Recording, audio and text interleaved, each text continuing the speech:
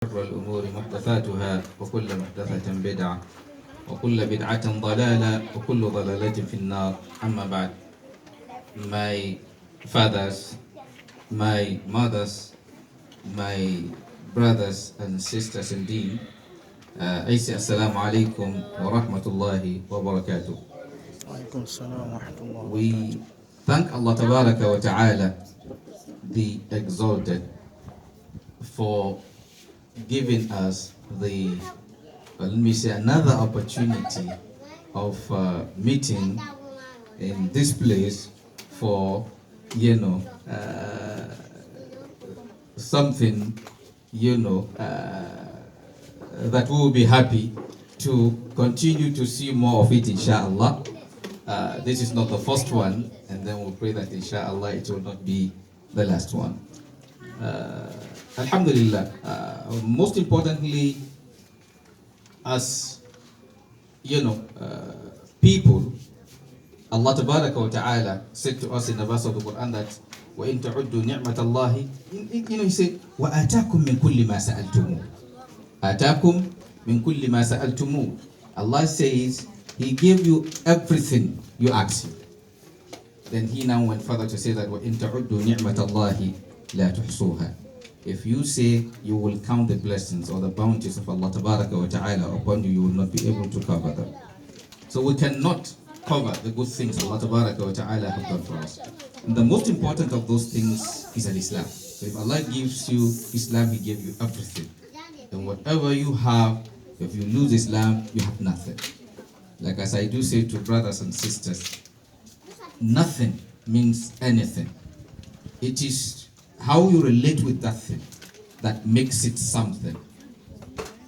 For instance, talk about wealth. I usually say that if you talk about wealth, everybody is wealthy. If you talk about poverty, everybody is poor. It depends on the perspective you're looking at it from. Because when you define a risk, that is wealth, it is anything useful. What you use money to achieve, another person can use connection to achieve it. Yes, maybe you use your money to get treatment in the best hospital. Another person will get treatment in the same hospital by the same doctor because he knows the doctor. Or maybe you get a job by using your money, maybe bribing to get it. Another person will get the same job through those he knows. So, in essence, everybody have something and everybody lacks something.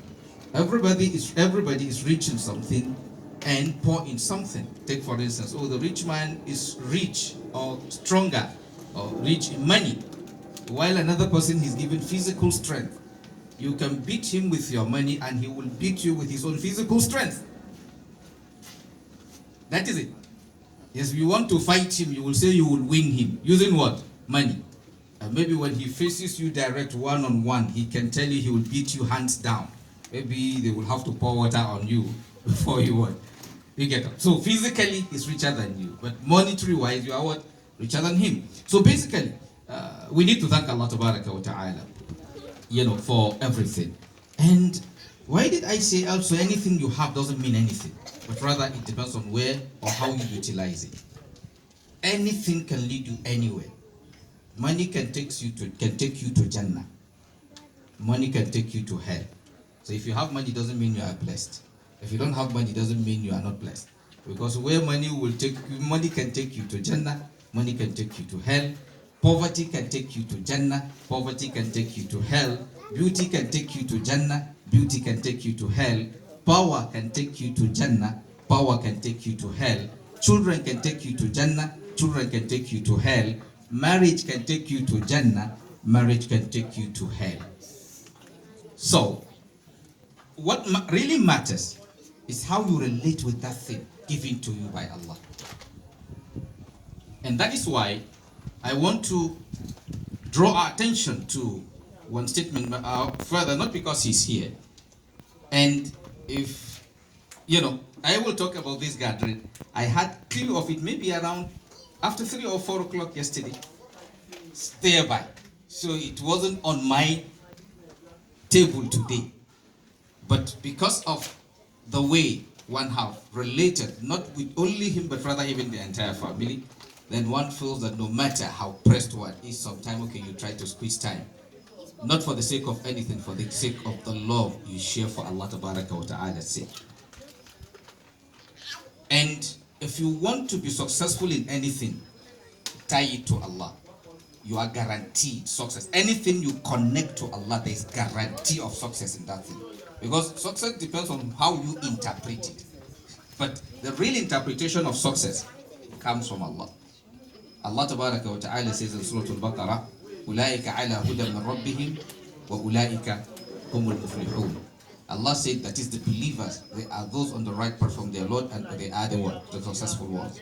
The successful people are those who believe in Allah. Because anything in this life, you met it here and you are living it. If you are the richest man today, you are only piling that money for some people. After a while, you will die, some people will share it. If you have your car today, tomorrow you sell it. Or tomorrow something else happens. So, one of the advice from the past, righteous ones, somebody was asked among the righteous ones that people were seeking his hands, his daughter's hand in marriage. Whom should he give his daughter to? Then he gave him an answer similar to what our father just said. He said it is what? About the deen. Then he said to him, Zawwijha man yakhaf Allah. He said, marry your daughter to the one who fears Allah.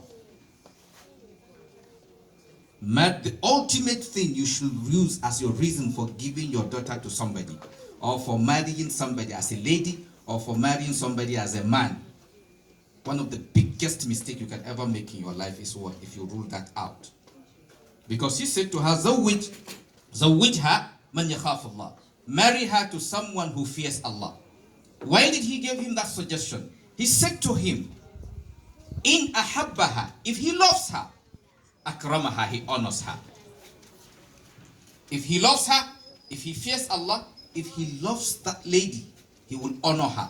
And he said, in abghadaha, if he hates her, lan yadhlimaha, he will not oppress her. I want us to underline this thing. Yes, you can love someone today and not like that person tomorrow. Yes, there are things we don't pray for. But as a Muslim, you are trained to work towards anything. Anything can happen. Yes, it's just like now, yes, may Allah make it a success. Yes, we may sit here for introduction. The wedding may not take place. That is in the hands of Allah. This is introduction. So wedding haven't taken place yet. So nobody is sure they are likely going to be a husband and a wife. Yes, if they become a husband and a wife, nobody is going to say how long their marriage is going to last, because it is not under our own control. You are only sure of what Allah have given you the means to do, but tomorrow is not in your hand. Your effort towards something can be effort towards the opposite. Like those who died in the recent building collapse. May Allah forgive all his servants who have gone in that. There is a story of a sister. She was posted to Borno State. She did her orientation camp where she went for her orientation in Borno State, and now the parents or whatever, work on her redeployment to where? To Lagos. Yes, she redeployed from Borno to Lagos to die in the building. That's, وَمَا تَشَاءُونَ إِلَّا أَن يَشَاءَ اللَّهُ. Oh, and the story of a brother. He went there seeking for a job. I was also seeing it on the video, some of the news. He went there seeking for a job. He was rejected based on something. I don't want to mention that for now. He left there 2 hours after he left the place. Then he got the news of the collapse of the building. So what I want us to understand here is this. Yes, Allah have ways of doing his things. Yes, when he couldn't get the job, he wasn't happy. But he does not know that Allah Tabaraka wa Ta'ala is refusing him the job because he wants to save him. So, today we can see what is happening with our marriages. Yes, you can have the most expensive marriage, the most flashy marriage. But something is missing, and we need to begin to remind ourselves of it. You can have the most expensive marriage. Most of the things sometimes we show on telly, they are just show, they are not reality. When you come to reality, it's a different thing. Just like our brother and our sister, they've given their descriptions of who they are. Then the marriage takes place, and you discover that maybe if care is not taken, our sister will say, okay, he's not the man I know before, he's changed, he's different. Abi? Yeah. But I'm telling, I need to tell brothers and sisters something. There are things we go into marriage with, with that we don't, with that is, we go with a lot of expectations, and we, in most cases, we don't, see those expectations. Human being changes. Yes, today they are different. After they are married, they are going to be different. They won't be the same. Like our sister, don't expect after your marriage, he's going to say some things exactly the way he's saying them now. One time he is going to come and he will not even want to stay in the house because you are there. Yes, it's a reality. Sayyidina Ali one day left the house angrily because of who? Fatima, radiallahu anha. Fatima is whose daughter? The Prophet's daughter. Yes, he left the house. Yes, that means it is not about, it's not one-sided. It's not about joy. It's not about getting what you want. Sometimes you have to bear with what you don't want. So, but fundamentally, what will help the success of our marriages is connecting it to Allah. Even friendship, everything. If you disconnect Allah from it, like Nigeria, now why are we suffering? We've disconnected our life from Allah. There's a difference between not being Muslims and disconnecting your life from Allah. Majority of Muslims have disconnected their lives from Allah. So it's not even about you not being a Muslim. Majority. Like now, when Rabiul Awwal come, everybody sing, we love the Prophet. Sallallahu Alaihi Wasallam. Isn't it? But in reality, we don't love him. Because they say, in kunta sadiqan fi hubbika la ata'ta. Inna al-muhibba liman yuhibbu muti'un. They say, if you are truly sincere pertaining to your claim of love for him, you would have obeyed him. Because the one who loves someone will always want to what? To obey that person. Just take, for example, like our brother today. If you really love our sister, you are going to ask him to do some things here, he will do them against his consent. Yes, because he wants to take her. Even if he's short of time, he will be patient to bear it. He will not say, I'm in a haste. He won't tell anybody now I have any program.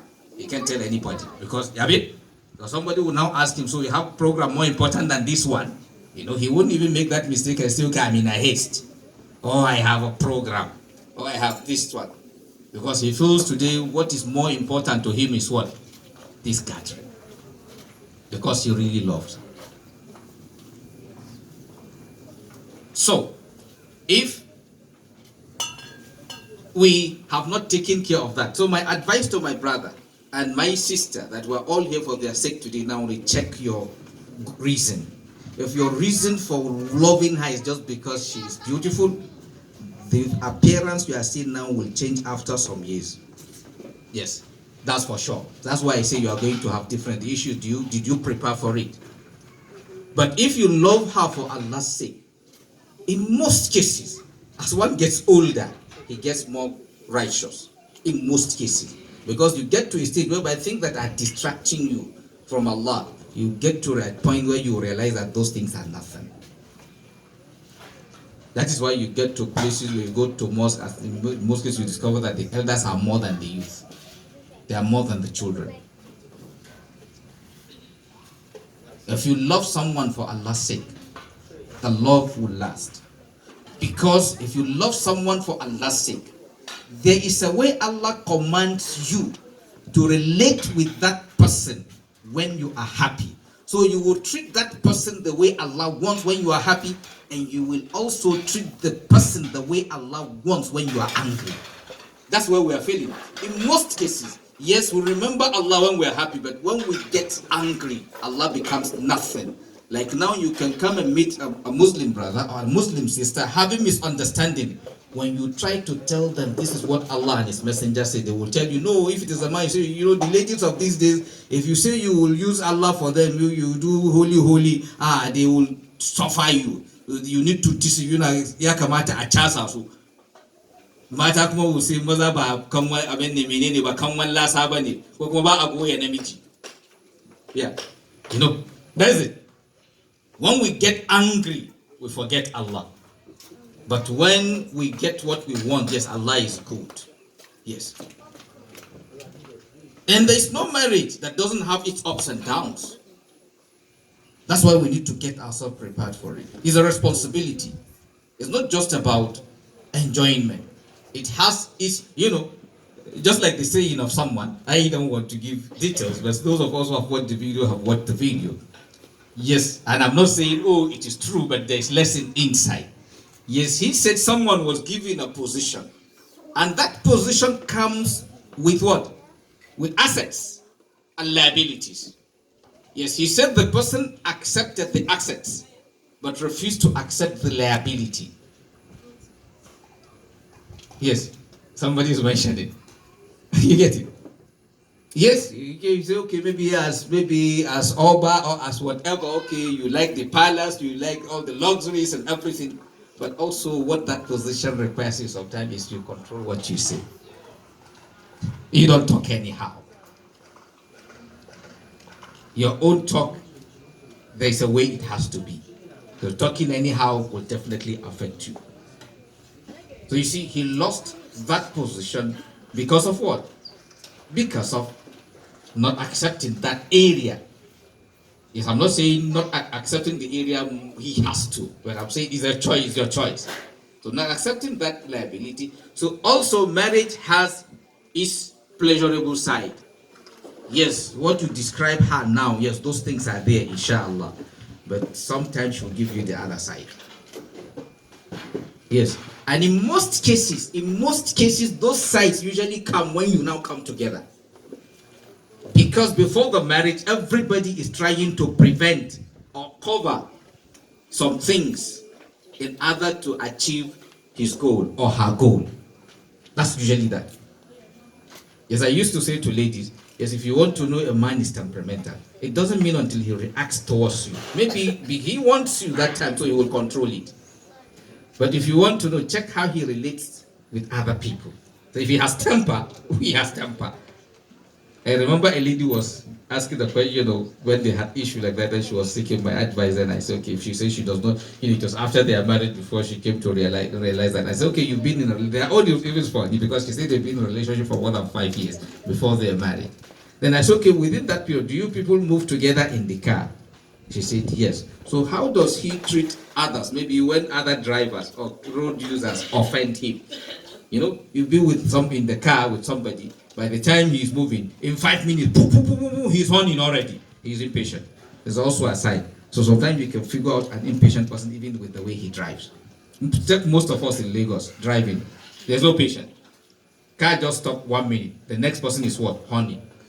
He doesn't even know why you stop. Oh, your car is having problem. He's honing for you. Your car is faulty. So if he has sense, what he's supposed to do is to help you, not to disturb you. He's adding to your problem. Or maybe somebody just bash him small.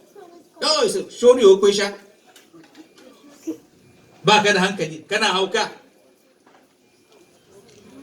Are you crazy? Are you blind? Yes, something happened. First of all, yes, something happened between you and your fellow human being. You should be concerned about the person. Or sometimes when you want to know a selfish person, there are some little things you can use to figure out. Sometimes. So, in a nutshell, my brother Idris and my sister Aziza, then you are moving into another phase of life. It has its ups and downs. Yes, one time, yes, you ask him for something, he give you straight without asking why. A time is also going to come and you ask him for something, he'll ask you what do you want to do with it. Yes, you say, but before when I ask him, he doesn't used to ask me what do I need it for. Now I ask him, he was going to say what? What do I need it for? Yes, when you were asking him, you were not his wife. Now you are asking as a wife, so he's treating you as a wife. Yes, there's difference between fiancé and fiancée, and a husband and a wife. It's just like there's difference between mother and father, and mother and this too. So you have your own responsibilities, and as a Muslim, try to study what are the responsibilities placed upon you by Allah. That is why I say the fear of Allah is very key. Because if Allah have said these are your responsibilities, when you refuse to discharge them, it is Allah you are disobeying first before issue of hurting your wife comes in. And that is one of the areas some of us are not getting. Take for example like a wife. Your husband have his right. Take for example, no matter how wealthy you are as a lady, you are not supposed to step out of your husband's house without your husband's permission. Right? So if you go out without his permission, whose law do you break first? It's Allah, not your husband. Yes, the husband may be upset, but yes, you offended Allah and you offended your husband. Oh, in terms of feeding is your responsibility as a husband, feeding, accommodating her, clothing her within your means. Within your means. Or trying as much as you can to make her happy. Well, just the way you expect her to make you happy. And another aspect is that we need to understand something. Sometimes one of the mistakes of the younger ones today is that you think you are only marrying her. I'm the one marrying him or his wife. No, marriage is not about two people. The day they now, recite the Fatiha and say, okay, she becomes your wife, automatically you've added another father in your life. Her father becomes your father. You respect her father the way you expect her to respect your own father. You don't say things you don't want her about her father, the things you don't want her to say about your own father. And same thing applicable to our sister, is you've added a father also. So that's why it's a wide relation. It's beyond how we think. You are also picking somebody's mother. And that's why also when we talk about marriage, a Muslim thinks wider. Then you don't pick a mother for a child that you will not be happy if that person is picked for you as a mother. So you're picking somebody's mother. You are adding a mother-in-law. She is also adding a mother in her life. So you are going to have many mothers. You don't have only one mother. Sometimes somebody can have foster mother. Today we respect Halima to Sa'adiyya, the foster mother of Muhammad sallallahu alaihi wasallam. She wasn't his biological mother, but we respected her because she fostered him. She breastfed him. So please, my appeal to all of us is that let our marriages be example to others. We don't start, happily like this, joyfully, but at the end of the day, we don't get anywhere. I used to say to brothers and sisters, in most cases, we focus more on what is secondary, neglecting what is primary. Like now we are more concerned about how the environment will look like, right? How flashy we want the marriage to look. But we are not very much concerned about how successful we want the marriage to be. And that has to do with character. It has to do with behavior. It has to do with attitude.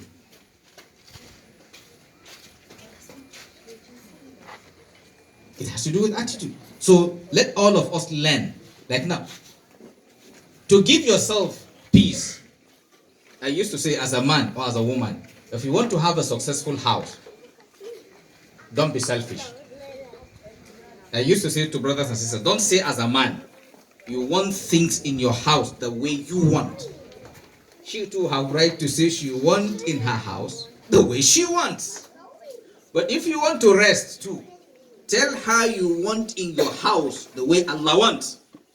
So if she's a good Muslim, she will not tell you she want in your house what she wants, because it is Allah you say.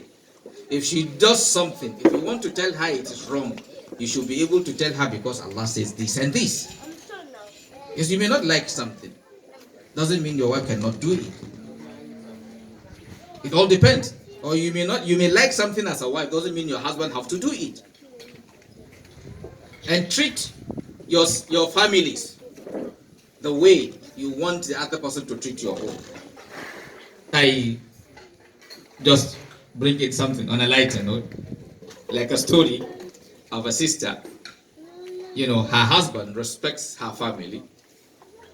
So, sometimes there's usually this problem between a wife and mother-in-law and some other families. Sometimes problems usually come more from that side than from the other side. So, her husband respects her family side. So, he usually relate to them as parents. So, some of us might have also read it, his in-laws, he invited them. In some places sometimes in-laws, people can invite, okay, come, maybe they live very close by, not too far, or please, we want you to come for a lunch. So he invited his in-laws, that is the parents of his wife, to come for lunch. Then he now told his wife a day before that he has invited his parents. He said his parent. He said, I invited my parents. That is, Baba, like if it is in house, or maybe Baba, the Umma, that's so, it does not specify whether it's from your side or her side, because it goes for anybody. So that they are coming. So when he told her, she thought it's the husband's family that he is inviting. Then she started grumbling. Because he told her, okay, let her get things that are not available in the house, maybe food, let her tell him so that he will get it available. Then she didn't mind. At a stage, she said, okay, the following day, the day they are supposed to come, while he was leaving for work, he reminded her, and then he reminded her of the need for her to prepare something special. She now said to him, are they strangers? Let them come now, whatever is available in the house, they can manage. Okay. So the husband rushed home from the office when they were to come for lunch. Then maybe 5 minutes to maybe their own coming, about 10 minutes or 15 minutes thereby to their own coming. And when he entered the house and he told the wife, okay, I hope everything is set. Then she said, okay, yeah, are they, they are not strangers. So if they come, whatever is available, they take. Then he, out of annoyance, so he just got himself set and he just left the house. Because that means the house is not going to be okay. So, 5 minutes after he left, the in-laws came, saying salam. So on coming, opening the door, she saw her own parents. Then she was shocked. Now, nothing is ready. Because she thought it's what? The husband's family coming. So, they came in. He said, okay, you didn't tell me you're coming, okay, fine. He said, okay, her husband didn't tell you. And this, she's kind of confused now. Now she now called the husband. That, okay, our parents are around, please let him help get some things from, for each reason. He just back before, he also said to her, are they strangers? So they are not strangers, so whatever is available in the house, let them take. So in essence, it's just like the adage in Hausa that, in zaka haƙa ramin mugunta, kada ka haƙa da zofi. They say if you want to dig the pit of evil, don't dig it deep, in case you may be the one who will fall inside. At least if it is not deep, when you fall inside, people can easily pull you out. So my brothers and sisters, my advice is not just to them alone, it's to all of us. Even those of us who have been in marriage, for some years, sometimes some challenges can come. Let us all change our motive of being in any relationship. Let it ultimately, yes, other things can attack, but the ultimate reason should be Allah. We've gone far from Allah. Like this, in this country, Allah have given us everything. Allah have given us everything. So we pray that, this their marriage, may Allah make it successful. This their marriage, or this their union, may Allah Tabaraka wa Ta'ala make it source of joy to themselves, to the parent, and to the ummah. And then we'll pray that Allah will give them the fortitude to take their time to learn what Allah Tabaraka wa Ta'ala commands them. If you want to be happy, submit yourself to Allah Tabaraka. Nothing is in this world. There's nothing inside. There's nothing inside. And we must always remember why we are here. You are not here to make money. You are not here to marry women. You are not here to give birth to children. Your ultimate reason for being in the world is to serve Allah. So all those things are means of serving Allah. Where some are making mistakes is that we think serving Allah is just to pray 5 daily prayers. Zakah, marriage is also ibadah. If you pray very well and you misbehave in your marriage, that can land you in hell. You may have some little challenges in your salah. The way you handle your marriage can make Allah to put you in Jannah. In the life of a Muslim, everything is ibadah. The way you relate with your parents, you misbehave towards your parents, that can land you in hell. You misbehave towards your husband, it can land you in hell. And you behave well towards them, it can land you in Jannah. So my appeal to us is, let us submit ourselves to Allah. Let each and every one of us understand our responsibilities. Because the challenge with us is that we think of what is ours before thinking about what is another person's own. Like, I expect our sister in their relationship, she should think of the husband's right first before she think of her own right, if she's going to think. Just the way we expect our brother to think of his wife's right first before thinking about what? His own right. You know, it's a balance. So selfishness is out of it. You think, like now, when you want to do, anyone who want to be happy in life, pray for someone else to cheat you than you cheating somebody. A smart person, that's smart people. Smart people prefer you cheating them than they cheating you. The reason is this: anyone you cheat, his prayer has guarantee of answer. Why? Because you cheated him or you cheated her. That's just the reason. If the person may be one of the most useless people on the surface of the earth, that one, Allah doesn't care about that. Because the Prophet says in a hadith that Dua al-Mazlum, the prayer of the oppressed, is granted, even if that person is a kafir. So even if you pray more than the Prophet ﷺ, and you now meet a non-Muslim, don't oppress the non-Muslim. If you oppress him, if he prays, if you like recite your Quran 1 million times, Allah won't take it. His own may Allah revenge for me is stronger than your own recitation of Quran, because they did not bring Quran for you to recite it to oppress. They bring Quran for you to recite it and become mercy. So if you become an oppressor, it's contrary to the teachings of the Quran. So even if it is, if the moment the person says, I leave you with God, that is more powerful than anything you are going to recite. So don't be on the wrong side of Allah. So that is why, as a husband, don't relate with your wife and the time she is right and you think you will win. You will not win. She will win. Because Allah is with the person who is on the right side. And if you as a wife, if you know you are on the wrong side, don't think you can win your husband. Allah is with him that time. And finally, what I will make us to always remember is this: a day will come that we'll all go back to Allah. And that is why we have to be conscious of Allah about that day. Allah says, وَاتَّقُوا يَوْمًا تُرْجَعُونَ فِيهِ إِلَى اللَّهِ. Remember the day you will be taken back to Allah. ثُمَّ تُوَفَّى كُلُّ نَفْسٍ مَا كَسَبَتْ وَهُمْ لَا يُظْلَمُونَ. And each soul will be rewarded in accordance, and they will not be cheated. So may Allah Tabaraka wa Ta'ala make us good Muslims, make us people who will relate with Allah. And then finally, another finally, I've said finally before, so let me give the finally, inshallah. I usually advise people who already have interest in themselves, loving themselves, wanting to marry, don't delay. In most cases, a lot of problems come along.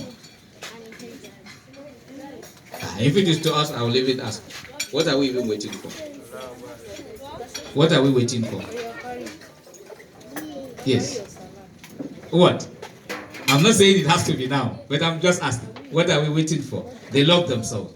Parents have agreed, right? Okay, fine. So sometime we also need to save our children by avoiding that wide gap. From experience, in most cases, so many un-Islamic things go on within the gap before the wedding day.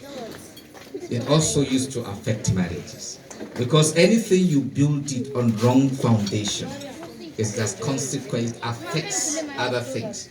So sometimes I usually advise people, okay, yes, when you are, because at a stage I don't think there's any big deal. It's just like here now, what is it? Or if it is me, I say, okay, the money you will even be budgeting for that. Give the man half of it, let him hold it, give the half of it as dowry for your wife. Let's assume you budget 1 million. The way we are sitting down here now, let's assume you budget 1 million for the wedding. And I was okay, hold 500,000, give the lady 500,000 as this thing, and then we do the Fatiha, and everybody rest. They become husband and a wife, and everybody is going to be safe of any mistake they will commit in future because you legalize them for themselves. Let me give us an example. If a man is not a lady's husband, you cannot touch her. I'll give us one example. Do you know that? Do you know that? Because what legalizes you to be able to touch her or hold her is she is your wife. Do you now understand? So I'm just giving us a clue now. So that's why the gap we used to put sometime for those who really love themselves, we're actually sometimes subjecting them to psychological torture. If they will want to comply with what Allah says, and some mistakes happen along the line, they will become what? Accountable. So may Allah Tabaraka wa Ta'ala save us and make us people who will simplify things for ourselves, not making things complicated for ourselves. May Allah Tabaraka wa Ta'ala, our Father, may Allah bless him the way he is raising his children in the path of Allah. May Allah make them source of Jannah for him, inshallah. And mommies, they say behind every successful man there's what? There's a woman. So if she is the one who doesn't support, he would have given him headache. So may Allah Tabaraka wa Ta'ala bless her too for the for the support she's giving him all this while, and the children too for cooperating and obeying their parents. May Allah Tabaraka wa Ta'ala make them successful children, and may Allah make their own children obedient to them, inshallah. And then those of you coming into the family also, Allah knows your own state better. We pray Allah Tabaraka wa Ta'ala answer your prayers beyond the expectations and make all this effort you've made in coming down. May Allah make it source of joy to you, inshallah, in this world and the hereafter. ربنا آتنا في الدنيا حسنة وفي الآخرة حسنة وقنا عذاب النار. سبحانه وتعالى يصفون وسلام على المرسلين والحمد لله رب العالمين. جزاكم الله خير.